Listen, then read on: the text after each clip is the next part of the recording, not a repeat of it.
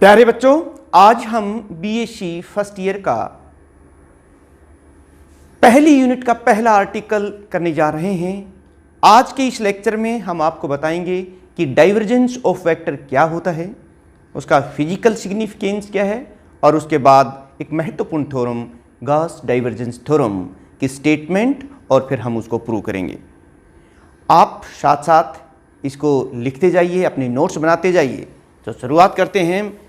Divergence of a vector.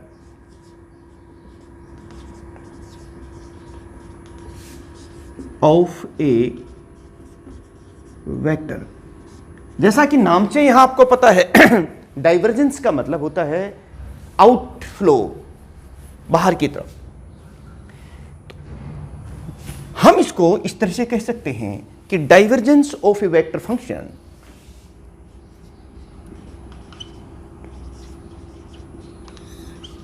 Of a vector function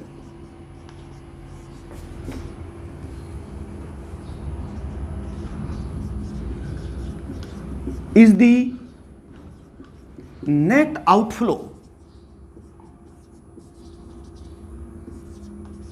per second per unit volume through a closed surface। प्यारे बच्चों, अगर हम ये मान लें V is any vector function, तो देखिए इस थ्योरम के मुताबिक divergence of a vector function यानी V डॉट डी ऐसे नेट फ्लो हो गया है, फ्लक्स हो गया क्लोज सरफेस में से और divided by V। This is the divergence of a vector function. ये स्टेटमेंट है, यही है फिजिकल सिग्निफिकेंस की, जिसे हम आगे चल के प्रूव भी करेंगे। लेकिन इसको हम मैथमेटिकली ये कह सकते हैं कि divergence of a vector function यानी divergence of vector function is defined is the dot product of del and V, यानी कि इसको आप इस तरह से लिख सकते हैं डेल डॉट वी। प्यारे बच्चों, it is equal to iota curly by curly X, del operator है उसको हम अप्लाई कर रहे हैं, जे करली बाई करली वाई प्लस के करली बाई करली जेड।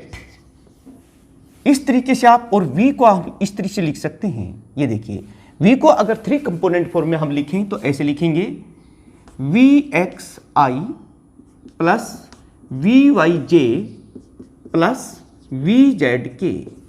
इसको थोड़ा और सोल्व कर लें। अगर हम डॉट प्रोडक्ट निकालते हैं इन दोनों का तो आई डॉट आई 1 हो जाता है और इसको हम लिखेंगे curly V X by curly X. Curly by X V X I dot I कितना हो गया है, 1 हो गया है।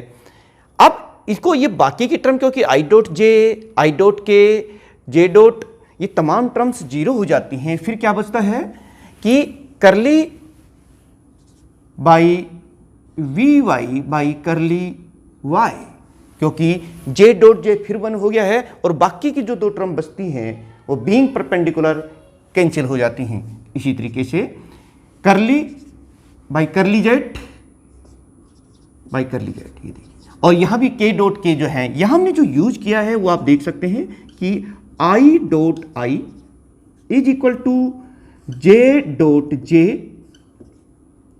Is equal to K dot K. ये टर्म जो है ये 1 के बराबर है, जबकि बाकी की जो टर्म्स हैं जैसे आई डॉट जे, ये जो, क्योंकि जब प्रोडक्ट करेंगे, डॉट प्रोडक्ट निकालेंगे तो ये टर्म आएंगी I dot J, J dot के डॉट आई, ये तमाम टर्म्स जो हैं ये 0 हो गई हैं। तो इस तरीके से हमने यहां से देखिए कितना इंपॉर्टेंट एक कंक्लूजन निकाल दिया है कि this is the del dot V, यानी कि this equation gives the divergence of a vector function. और हम देख रहे हैं यहां कहीं वेक्टर क्वांटिटी नहीं आ रही, कहीं आई जे के वगैरह नहीं आ रहे हैं, तो हम यही कहेंगे कि divergence of a vector function is the scalar quantity. That is, हम लिखेंगे divergence of a vector function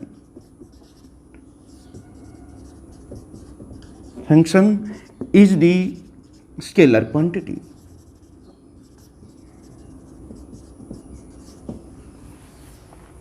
अब देखिए बेटे, हम फिजिकल सिग्निफिकेंस, मैंने पहले भी बताया था आपको कि divergence of a vector function is the net outflow, diverge होना, बिखरना, बाहर की तरफ जाना।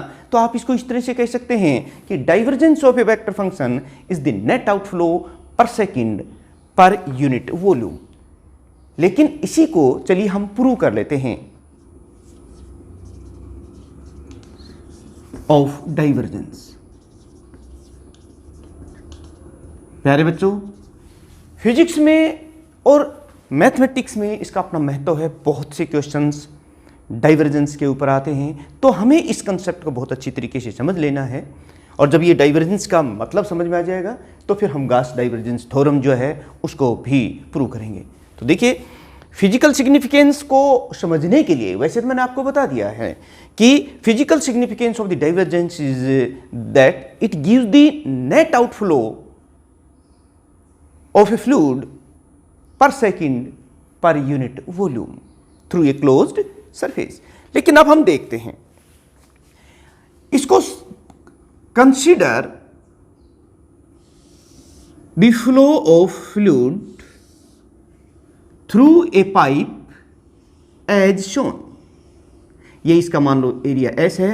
अगर हम इसको जनरली लें तो ये देखिए, ये क्रॉस कटिंग है, यहां पर आप देख सकते हैं। इसके जो नॉर्मल कंपोनेंट है इस सरफेस के, ये एन है, और यहां पर इसमें से फ्लो हो रहा है लिक्विड। और ये जो देखिए आप, ये वेलोसिटी है और ये एस है,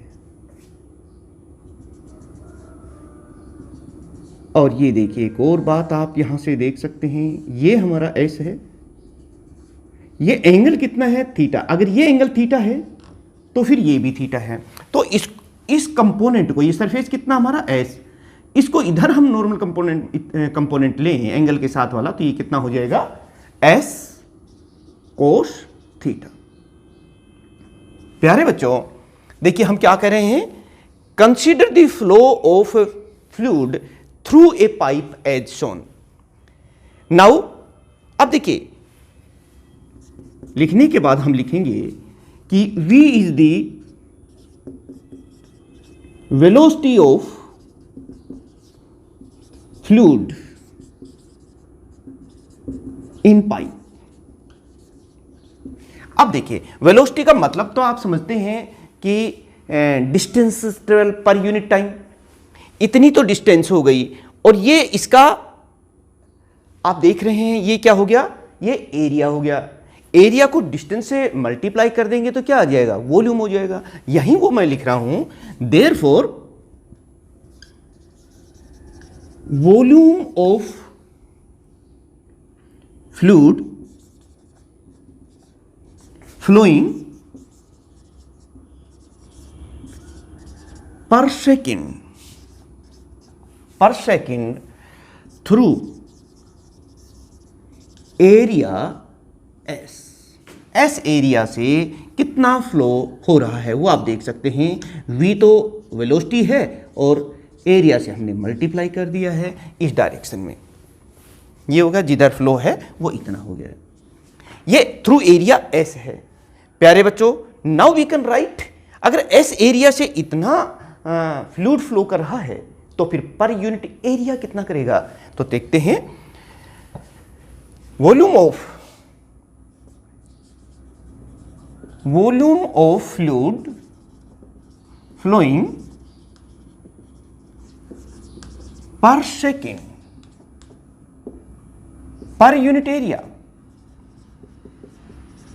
पर यूनिट एरिया कितना होगा, एस एरिया से इतना फ्लो हो रहा है तो यूनिट एरिया से कितना होगा वो लिख लीजिए, ये कितना हो जाएगा V into S cos theta, ये तो एरिया है, S cos theta divided by S, S से एस कैंसिल हो गया है और इसे हम लिखेंगे V इंटू कोस थीटा। अब देखिए ये तो डॉट प्रोडक्ट के बराबर है ना, कि हम इसको ले लें V डॉट एन, ये इसी के बराबर है। तो हमने देखा कि volume of the fluid flowing per second per unit area जो है ये आता है, इसको अब हमें आगे याद रखना है। मैं इसी टर्म को आगे चल के हम लोग यूज करेंगे, उसके लिए देखिए मैं इसको यहां से, हमें ये पता चल गया, इसको आपको भी याद रखना है कि volume of the fluid flowing per unit area per second is given by this, यानी कि ये किसके बराबर आ जाता है V डॉट एन, इसे हम यूज कर सकते हैं आगे चल के। अब बेटे हम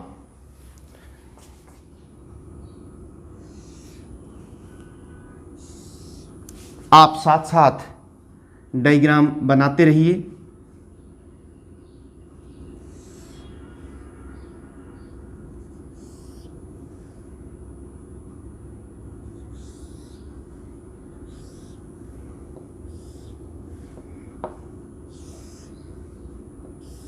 ये देखिए एक छोटा सा हमने वॉल्यूम एलिमेंट कंसीडर कर लिया है, dx dy dz। ये जो दूरी देख रहे हैं dx है x एक्सिस डायरेक्शन में, जहां I यूनिट वेक्टर है, इधर j यूनिट वेक्टर है और इधर k यूनिट वेक्टर है। ये dx है, ये जो ये dy है यहां से यहां तक ये डिस्टेंस, और ये dz है। अब हम क्या कर, वॉल्यूम ऑफ फ्लूइड एंटरिंग, यहां से एंटर कर रहा है फ्लूइड, आप देखते जाइए सारा समझ में आएगा। Volume of the fluid entering पर सेकंड एट पी की साइड में इन एक्स एक्सिस डायरेक्शन। प्यारे बच्चों हमने आपको बताया था वहां पर कि पर यूनिट एरिया अगर हम निकालते हैं किसी फ्लूइड की जो बात करते हैं, तो ये जैसे V है यहाँ पर, V कोई एनी, तो ये कितना हो जाएगा V इंटू आई, क्योंकि अभी मैंने वहाँ बताया था V डॉट एन, तो एक्स एक्सिस डायरेक्शन में यूनिट वेक्टर क्या, ये नहीं बताया था, अभी थोड़ी बहुत डाइवर्जेंस की बात की थी, V डॉट एन। तो यहाँ पर हम लोग क्या कर रहे हैं, V dot I x axis direction में, इसका ये तो क्या था, आपने क्या पढ़ा था अभी डाइवर्जेंस के कि V डॉट एन, तो यहाँ क्या लिखेंगे V डॉट आई, और एरिया कितना उसे मल्टीप्लाई कर दो, तो इस फेस का एरिया कितना है dy into D Z, dy length और ब्रेड्थ से मल्टीप्लाई कर देंगे तो dy इंटू डी जेड हो गया। इसको आप इस तरीके से भी लिख सकते हैं, v की वैल्यू हम जानते हैं 3 कंपोनेंट फॉर्म में, vxi plus vzk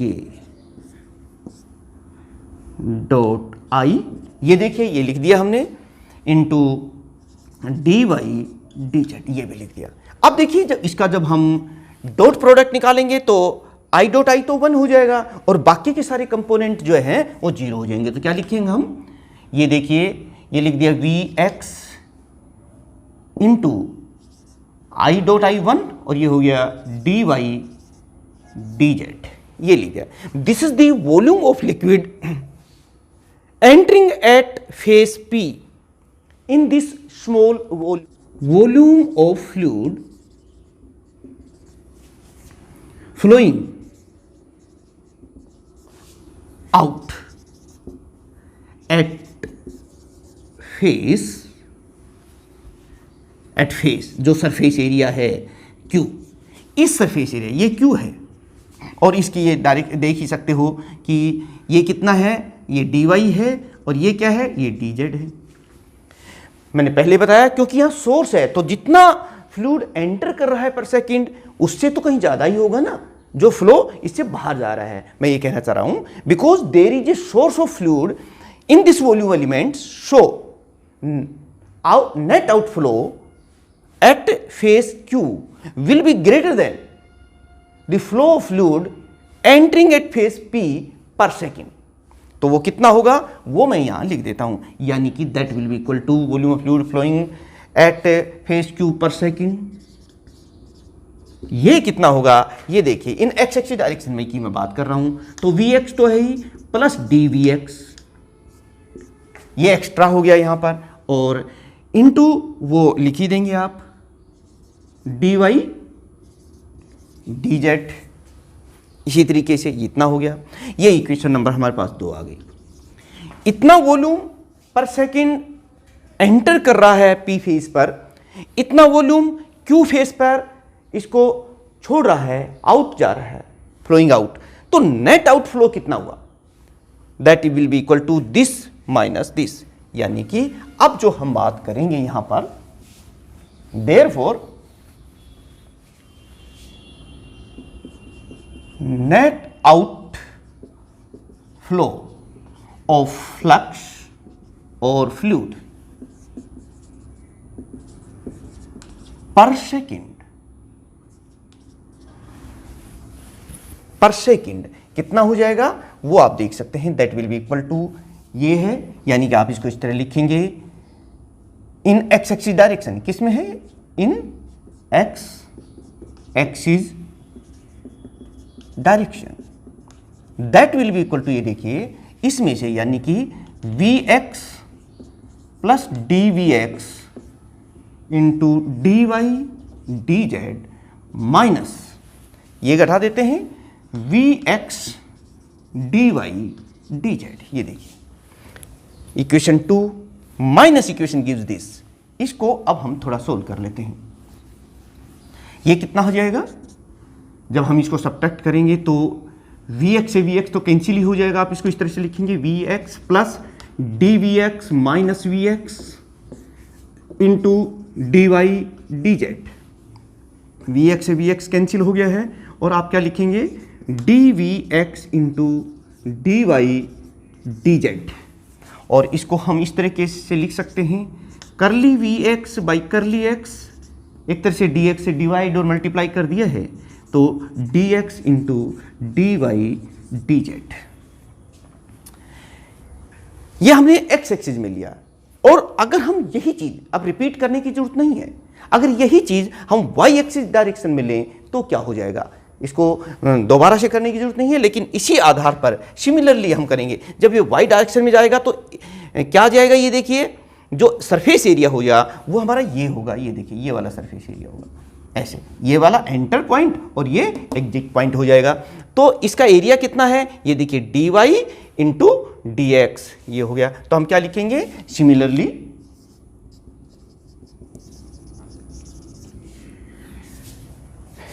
net outflow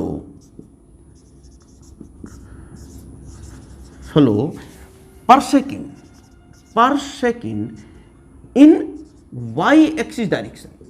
Y axis direction वो देखिए कितना हो जाएगा, वो आप लिख देंगे इसी तरीके से, वाई एक्सिस डायरेक्शन में आ जाएगा curly V Y by curly Y. भाई जहाँ वी एक्स है वहाँ वी वाई आ जाएगा और यहाँ वाई हो जाएगा, और यहाँ पर क्योंकि ये डी एक्स है तो वाई एक्सिस डायरेक्शन में यहाँ क्या आ जाएगा, डी वाई हो जाएगा। और बाकी जो एरिया आप देख ही रहे हैं, एरिया कितना है D X into D x, तो ये है और ये डी जेड है, यानी कि D X into D Z. ये इक्वेशन नंबर हमारे पास 3 थी, और ये है इस तरह से, इसको हम इक्वेशन नंबर 4 कर देते हैं। ये एक्स एक्सिस डायरेक्शन में होगा, ये वाई डायरेक्शन में हो, जेड डायरेक्शन में कितना हो जाएगा वो लिख देते हैं, यानी net outflow per second in Z direction in Z axis direction. Net outflow per second कितना हो जाएगा, curly V Z by curly Z. और ये देखिए यहां पर अब यहां dy था, अब जेड डायरेक्शन की जब हम बात करेंगे तो ये इधर है, तो ये वाला जो सरफेस एरिया है वहां से एंट्री होगी और यहां से एग्जिट होगा, तो यहां क्या लिख देंगे, ये तो हो जाएगा डी जेड और ये हो जाएगा डी वाई डी एक्स, क्योंकि ये जो एरिया आप देख रहे हैं डी एक्स है और ये है डी वाई, और इस तरह से ये हो गया। ये है हमारी इक्वेशन नंबर 5। अगर हम तीनों डायरेक्शंस में ये एग्जिट इन सबको ऐड कर दें इक्वेशन 3, 4, 5 को, ये तो नेट आउटफ्लो हो जाएगा थ्रू दिस एलिमेंट। इधर भी सभी डायरेक्शन में नेट आउटफ्लो कितना आता है वो आ जाएगा। चलिए वही देखते हैं थ्रू दिस वॉल्यूम एलिमेंट। देखिए बेटे, therefore net outflow per second through volume element कितना हो जाएगा, ये देखिए, add equation 3 plus equation 4 plus equation 5, तीनों को जोड़ दो तो तीनों डायरेक्शंस में आ जाएगा। तो चलिए देखते हैं क्या लिखेंगे। करली Vx बाई करली x, ये हो गया, ये वाला इसको हम कॉमन ले लेंगे, plus curly V Y by curly Y plus curly V Z by curly Z. ये देखिए, अब आप इनटू ये तीनों चीज हम कॉमन ले रहे हैं, ये dx dy dz, ये हमने कॉमन ले लिया है। तो this is the net outflow of flux और fluid per second through this element.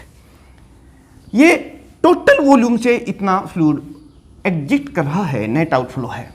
और इसका वॉल्यूम एलिमेंट कितना है, इस पूरे जो हमने कंसीडर किया था जिसमें सिर्फ फ्लूइड फ्लो कर रहा है, उसका वॉल्यूम कितना है, dx length into breadth into height, यानी कि dx dy dz। ये पूरे वॉल्यूम से इतना फ्लूइड फ्लो कर रहा है पर सेकंड नेट आउटफ्लो। तो पर यूनिट वॉल्यूम कितना हो जाएगा वो देखते हैं। देयरफॉर नेट आउटफ्लो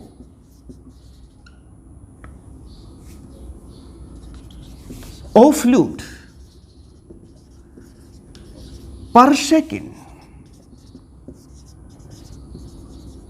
पर unit volume is given by, ये कितना हो जाएगा वो देख लीजिए। इसको हम ऐसे ही तो लिखेंगे कि curly V X by curly X plus curly V Y by curly Y plus curly V Z by curly Z, और ये देखिए इंटू dx dy dz। ये तो इस वॉल्यूम में से था और हम पर यूनिट वॉल्यूम निकालना चाहते हैं, तो इससे हम डिवाइड कर देंगे, यानी कि dx dy dz। ये तो कैंसिल हो गया। अब हमारे पास क्या आ गया है वो देख लीजिए, बच गया है अब हमारे पास सिर्फ curly V X by curly X plus curly V Y by curly Y plus curly V Z by curly Z. ये बच गया बेटे। और ये क्या है, ये तो आप जानते हैं, it is the divergence of a vector, यानी कि इट इज इक्वल टू, ये किसके बराबर है, divergence of a vector function. तो प्यारे बच्चों आपने देखा, यही है फिजिकल सिग्निफिकेंस ऑफ डाइवर्जेंस, यानी divergence of a vector function gives the net outflow of fluid पर सेकंड पर यूनिट वॉल्यूम। तो जब भी हमें इसको यूज करना हो प्रॉब्लम्स में, क्वेश्चंस में, हम वहाँ यूज करेंगे। तो चलिए प्यारे बच्चों, अब इसी टर्म को यूज करते हुए हम पढ़ते हैं गॉस डाइवर्जेंस थ्योरम। फिजिक्स में बहुत ज़्यादा इंपॉर्टेंट है। ये थ्योरम सरफेस इंटीग्रल को वॉल्यूम इंटीग्रल में या वॉल्यूम इंटीग्रल को सरफेस इंटीग्रल में कन्वर्ट करने के काम आती है। बहुत सी जो क्वेश्चंस होते हैं, प्रॉब्लम्स होती हैं, उनको सोल्व करने में हेल्प मिलती है। और हमारी इलेक्ट्रोडायनेमिक्स की इस यूनिट का ये बेस भी है, काफ़ी इंपॉर्टेंट है। चलिए देखते हैं स्टेटमेंट क्या है।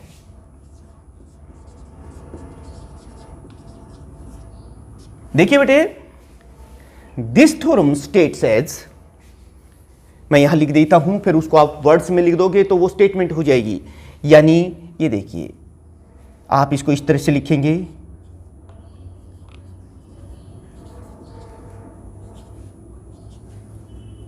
इट इज इक्वल टू, आप इसको इस तरीके से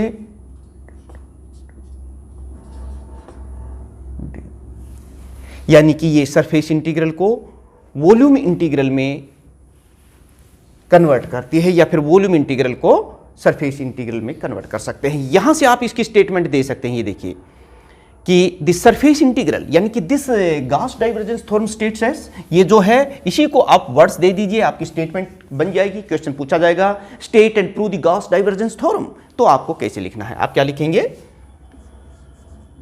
the surface integral, surface integral of, ये देखिए normal component, normal component of a vector, vector function, ये वही है vector function,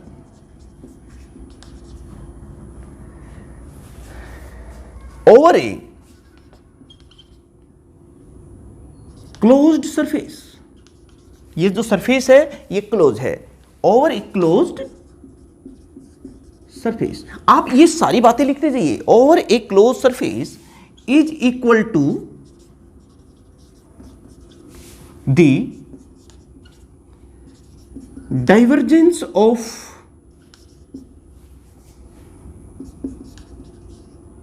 is equal to, आप इसको इस तरह से लिखेंगे, वॉल्यूम इंटीग्रल, ये देखिए volume integral of divergence of that vector function, जो कुछ यहां वही लिख रहे हैं, of that vector function taken over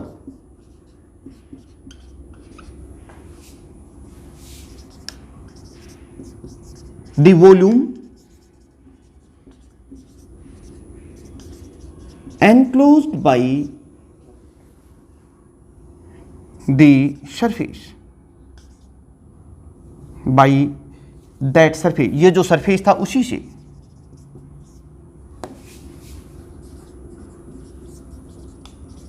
तो प्यारे बच्चों ये हो गई स्टेटमेंट। क्वेश्चन पूछा था state and prove the Gauss divergence theorem, ये तो हमने पहले ही बता दिया था कि सरफेस इंटीग्रल और वॉल्यूम इंटीग्रल या वॉल्यूम इंटीग्रल और सरफेस इंटीग्रल के बीच में रिलेशनशिप सेटअप करती है, ये उसकी स्टेटमेंट हो गई है क्योंकि इसी को हमने लिखा था। अब चलिए हम इसे प्रूव कर लेते हैं।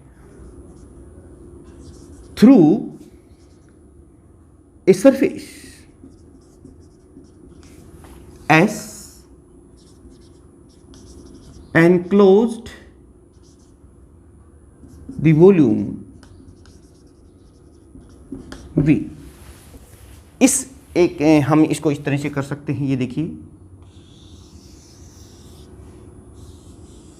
कि कोई हमने एक सरफेस, इसका पूरा सरफेस जो है एस है और इसका जो बॉडी है जिसमें से फ्लूइड फ्लो कर रहा है उसका जो वॉल्यूम है वो वी है, यानी कि, और इसको हम छोटे छोटे कंपोनेंट, छोटे छोटे पार्ट्स में डिवाइड कर लेते हैं। ये देखिए इस पूरे का तो सरफेस एरिया कितना है और इस पूरे का जो वॉल्यूम है वो तो वी है, लेकिन अब हमने इसको डिवाइड कर लिया है छोटे छोटे पीसीज में इस पूरे को, ये देखिए।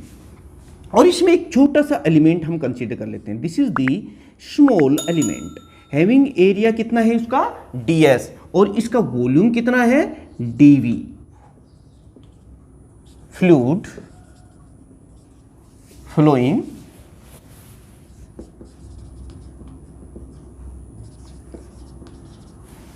पर सेकेंड पर यूनिट एरिया कितना होता है, ये होता है v.n, यही बताया था यूनिट एरिया से। तो इस जो हमने ये स्मॉल एलिमेंट कंसीडर किया है इसके ds एरिया से कितना हो जाएगा, therefore volume of fluid flowing per second through area S, ds area से देखिए ds एरिया, तो हम क्या करेंगे that is equal to v.n into ds area से। ये तो एक स्मॉल एलिमेंट हमने यहां कंसीडर किया था, उसका एरिया था। अगर हम इस पूरे सरफेस एरिया की बात करें तो ये तमाम जो एरियाज हैं इन सबको ऐड कर देंगे या फिर हम इसको इंटीग्रेट कर देते हैं, यानी कि क्या लिखेंगे अब हम, therefore volume of fluid flowing per second through area S। ये कितना होगा वो देख लीजिए, ये हो जाएगा V dot N into D S. ये हमारे पास एक इक्वेशन आ गई, यानी कि इस क्लोज सरफेस में से जो फ्लूइड फ्लो कर रहा है वो इतना है। और प्यारे बच्चों, अभी हमने फिजिकल सिग्निफिकेंस ऑफ डाइवर्जेंस में बताया था आपको, इसी चीज को एक बार और हम निकालते हैं। क्या बताया था हमने यहां पर? बाय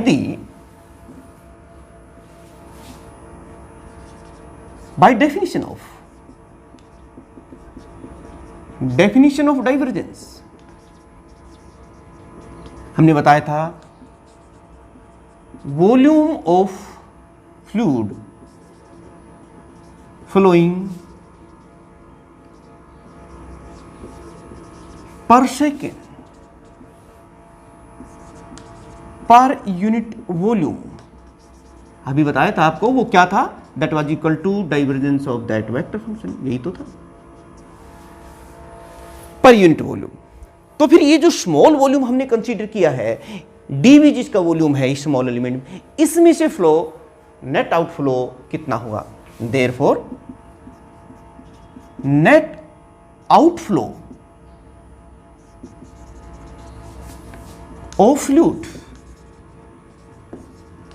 पर सेकेंड थ्रू वॉल्यूम। आप जो हमने वॉल्यूम कंसीडर कर रहे हैं वो कितना है? डीवी। तो हम क्या करेंगे, इसको डीवी से मल्टीप्लाई कर देते हैं, यानी कि अब हम इसमें लिखेंगे, इसको मिटा देते हैं। आपने लिख लिया होगा, नोट्स साथ साथ बनाते चले जाइए।